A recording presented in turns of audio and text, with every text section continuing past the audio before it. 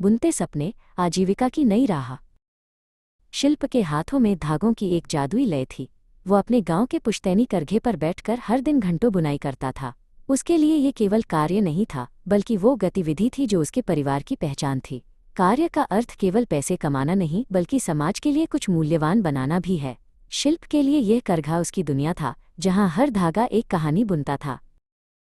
शहर के दूसरे कोने में नव्या अपनी किताबों में डूबी हुई थी। वो गृह विज्ञान की छात्रा थी और अक्सर सोचती थी कि क्या वो सिर्फ एक नौकरी करना चाहती है या एक जीविका करियर बनाना चाहती है।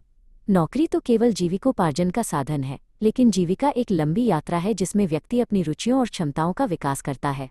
नव्या को उद्यमिता और डिजाइनिंग में रुचि थी, लेकिन उसे समझ नहीं आ रहा था कि शुरुआत कहाँ से करे। एक दिन कौशल विकास केंद्र के एक सेमिनार में शिल्प और नव्या की मुलाकात हुई। सेमिनार का विषय था सार्थक कार्य और जीविका। वहां उन्होंने सीखा कि सार्थक कार्य वह है जो न केवल आपको आर्थिक सुरक्षा दे, बल्कि आपको संतोष भी प्रदान करे। शिल्प ने बताया कि वह अपने पारंपरिक व्यवसाय को आधुनिक बनाना चाहता है, जबकि नव्या ने अपने डर के बारे में बताया कि कैसे समाज लड़कियों को केवल कुछ ही क्षेत्रों तक सीमित रखना चाहता है। शिल्प अपनी माँ दक्षा के पास गया, जो गांव की सबसे कुशल बुनकर थीं।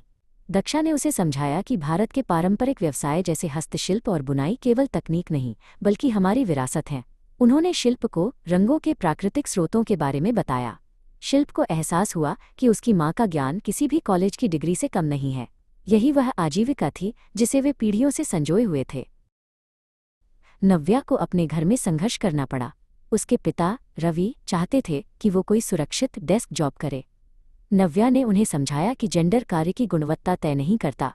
उसने कहा, पापा, चाहे लकड़ी का काम हो या मार्केटिंग, हुनर किसी लिंग का मोहताज नहीं होता।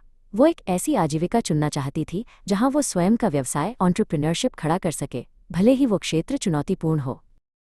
शिल्प और नव्या ने मिलकर एक प्रोजेक्ट पर काम करने का फैसला किया। वे शिल्प की पारंपरिक बुनाई को नव्या के आधुनिक डिजाइन कौशल के साथ जोड़ना चाहते थे। उन्होंने सीखा कि जीवन कौशल जैसे कि टीम वर्क और रचनात्मक सोच किसी भी कार्य को सफल बनाने के लिए अनिवार्य है। वे घंटों बैठकर ये चर्चा करते कि कैसे वे अपने उत्पाद को बाजार की मांग के अनुसार ढाल सकते हैं।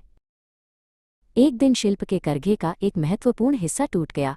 ये एक कठिन समय था, लेकिन यहाँ उसका समस्या समाधान प्रॉब्लम सॉल्विंग का कौशल काम आया। उसने हार नहीं मानी और पुरानी तकनीक को नए यंत्रों के साथ जोड़ने का प्रयास किया। उसने महसूस किया कि बदलते समय के साथ अपने कौशल को अपडेट करना ही सच्ची जीविका है।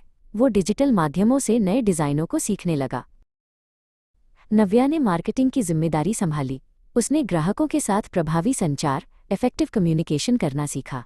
उसने शिल्प द्वारा बनाए गए कपड़ों की कहानी लोगों तक पहुंचाई कि कैसे ये धागे हमारे देश की संस्कृति और एक युवा के सपनों से जुड़े हैं।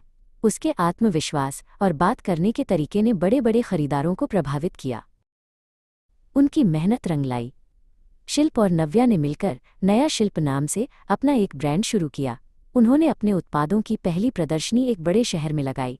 वहां शिल्प के हुनर और नव्या की व्यापारिक सूझबूझ ने सबको हैरान कर दिया।